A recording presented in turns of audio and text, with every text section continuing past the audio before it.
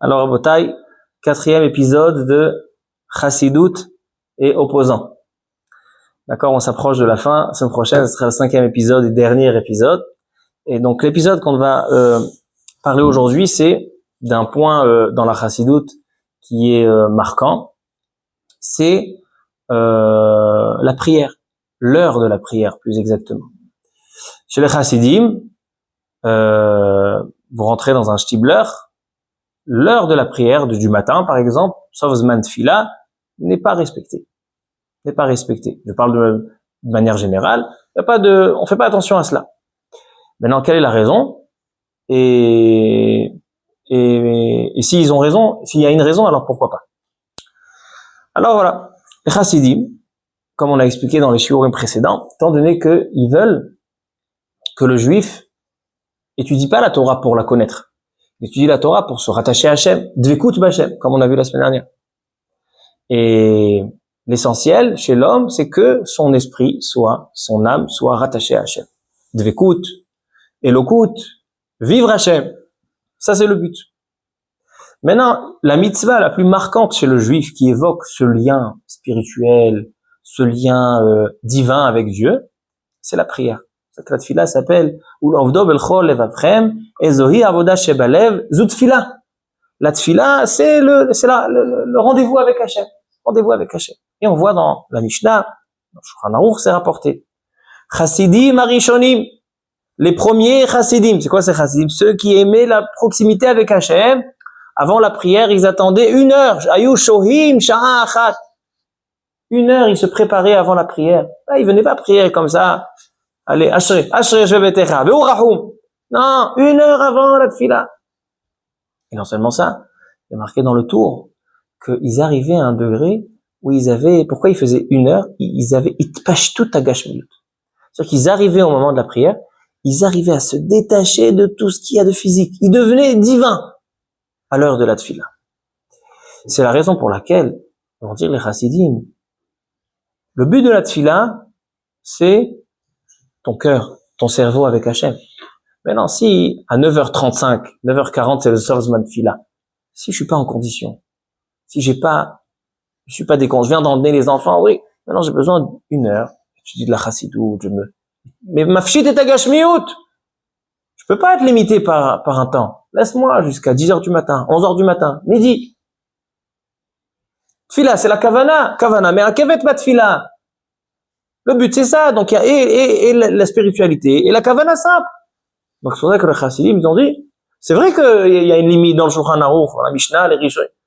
Mais ça c'était pour ceux qui arrivent à avoir une kavana, le Baal Shem Tov, il arrivait à prier honnête, avec toute cette préparation. Mais nous aujourd'hui on est faible, on peut pas aller faire la fila honnête et aussi être libre d'esprit. Non, il faut une préparation, il faut aller au mikvé, il faut étudier, je faisais tahalich. Ça c'est donc l'argument chassidique. Nefesh HaChaim, avant ça, il faut savoir que cette coutume n'est pas acceptée par tous les chassidim. Il y a plusieurs chassidim qui s'opposent à cela. Par exemple, le Bnei Issachar, le Maor Vashemesh. Le Bnei Issachar dit dans son livre Derer Pikudecha, il dit on ne peut atteindre aucun niveau spirituel si on enfreint le plus petit des halachot dans le Shulchan Aruch. C'est clair et net. Ne pense pas que si le Shulchan Aruch il te dit Tfilat Shacharit c'est jusqu'à 10h et après tu n'as pas le droit de passer le temps. Ne crois pas que si tu n'écouteras pas le Shulchan Aruch tu pourras arriver à des niveaux spirituels. Comme ça il dit le Bnei Issachar, d'où il apprend. Il y a une mitzvah dans le Korban Pesach. Regardez où il va chercher Mané. Korban Pesach est une halakha intéressante. Il y a marqué qu'on n'a pas le droit de casser un os dans le Korban Pesach. Ve'etzem lo tishberu bo. Il faut manger le Korban Pesach de tous les côtés et laisser la carcasse intacte. C'est la mitzvah du Korban Pesach. Mais non, c'est pas le sens. Il dit, la Torah, elle t'a donné cette mitzvah pour que tu comprennes que dans ta vie, tu vas atteindre des niveaux spirituels, tu vas atteindre des degrés, des compréhensions, tu vas avoir de la chair, tu vas avoir des choses qui sont bien. Mais sache, tu vois les petits os là? Ça, c'est les halachot. Les os, c'est les halachot. Bouffer Torah. Ne touche pas et ne casse pas aucun petit os. C'est-à-dire que tu peux manger de la viande, elle est bonne, elle est grasse, elle est extraordinaire, grillée au four, Korban Pesach, nifla. Sache que ça, tu touches pas. Et de là, Bnei Issachar, il dit que les chassidim qui se lèvent tard et qui font pas le semaine de filat, donc ça veut dire que même chez les chassidim, c'est pas quelque chose qui est mouskam, quelque chose qui est de manière générale tout le monde, non. Il y a des chassidim qui se sont opposés, comme le Maharavachel de Bnei Issachar. Mais en tout cas, il y en a beaucoup qui étaient pour. Par exemple, le rabbi de Lubavitch, il a 3 igrottes, où il dit oui, que même selon l'halakha, il a un cheshbon, il dit, selon Shulchan Aruch ça décrète que celui qui est en colère, il peut faire la prière, mais l'halakha n'est pas comme ça, l'halakha est qu'aujourd'hui, il n'y a pas de kavana. Bon, je vais pas rentrer dans le débat ilchatique, on a fait déjà un shiur, à l'époque sur, regardez un shiur sur, prier à 10 heures avec le Chabad. Je crois que c'était ça le thème du shiur. Ça, c'était un shiur ilchatique. Je veux pas parler du ilchatique. Parler de l'idée qui se cache derrière. L'idée qui se cache derrière, je crois, la suivante. Et elle suit l'idée qu'on a dit depuis le début de cette série. Nefesh HaChaim, on va juste dire un petit peu Nefesh HaChaim, c'est le grand opposant à la Chassidut, Raphaïm de Vologine. Il dit comme ça.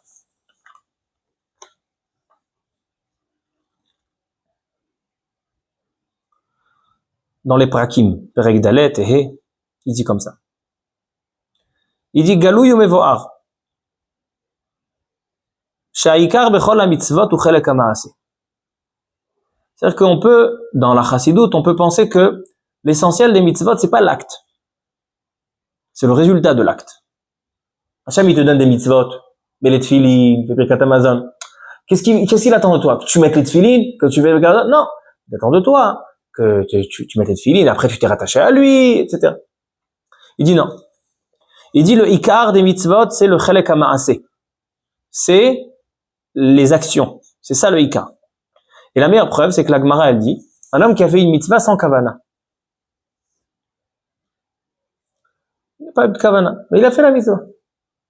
La halakha, elle est mitzvot, lot sarich kavana. Bedi avad, ça marche. Même si tu l'as pas fait en tant que mitzvah, etc., ça marche. C'est ce qui prouve que quoi? Que l'essentiel, c'est le maaseh. Parce que quelqu'un qui a eu une kavana de faire une mitzvah, mais qui n'a pas fait la mitzvah, il est quitte? Non. Il n'est pas quitte de la mitzvah. Bon, chashav la sot mitzvah, il n'a pas fait la mitzvah. Et il dit même la prière, que la prière c'est avoda shebalev. Quel est le cas d'un homme qui fait la prière par la pensée et non pas, il n'a pas dit les paroles Hashem, Sefatay, Tiftach, Baruch, par la pensée. Irhur lav kedibur dami. La pensée n'est pas une parole. La parole c'est un acte. Il faut faire, et l'essentiel c'est l'acte. Un homme qui a fait la prière, alors il faut qu'il y ait la kavana dans la première bracha. Et ça, c'est Me'akev. Et même ça, aujourd'hui, c'est pas Me'akev, aujourd'hui, on n'a pas de kavana. C'est-à-dire qu'aujourd'hui, un homme qui n'a pas dit les mots de la prière, il n'est pas quitte, mais un homme qui n'a pas eu de kavana, il est quitte. Tout ça prouve que qu'est-ce qu'Akadosh Baruch Hu, il attend de nous? Les actes. C'est sûr que les actes ont pour but de nous emmener mitzvah lishma, de faire les mitzvot ashet varim leshem parolam, et que c'est censé, les avdo becholev avrem, censé t'élever ou les dov kabo. Mais sur quoi tu dois te concentrer? Toi, tu dois te concentrer sur l'acte de mitzvah. Et c'est exactement le même sujet qu'on a vu auparavant. On a dit que toute la chassidut tourne autour du Tzimtzum. C'est quoi le Tzimtzum? C'est comment vivre la présence d'Hachem. Hachem, il s'est retiré. Là, il y a le verre. Alors Hachem, il s'est caché à travers le verre, n'est-ce pas? Mais qu'est-ce que moi je dois vivre? Je dois vivre Hachem qui est caché, le verre que je vois. Et Chassidim, il dit non, vis Hachem qui est caché. Les Mitnagdim, ils disent non, toi tu vis le verre. Hachem a décidé de se recouvrir avec le verre. C'est qui veut que tu vois le verre, c'est qui veut que tu vois le verre. C'est eux, ils vivent par en haut. Nous, on vit par en bas. Et il dit le Nefesh HaChaim, nous, on doit comme ça vivre. Donc ça, c'est encore une fois le même, je pense que le Inyan de la Tfila, c'est la même chose. Qu'est-ce qu'on doit faire dans la Tfila? La Tfila, le but, c'est d'être un avec Hachem. Maintenant, tu peux me limiter avec le temps. Là, qui disent, si tu penses que tu peux atteindre des niveaux si tu enfreins les halachot, ça sert à rien. Il y en a qui disent que oui. Il y en a qui sont mekelim lahem. Ils sont mekelim. Pourquoi? Parce que eux, ils voient ce qui se cache derrière. Eux, ils vont toujours à ce qui se cache derrière. La présence divine qui se cache derrière chaque acte. Mais on voit, il dit le Nefesh HaChaim, non, nous, ce qui nous intéresse, c'est pas ce qui se cache, c'est ce que nous, on doit faire. Nous, ce qu'on doit faire, qu'est-ce qui est notre responsabilité? L'acte des mitzvahs. Voilà encore une présentation de ce qu'on fait. Baruch Adonai Le'olam. Amen ve'amen.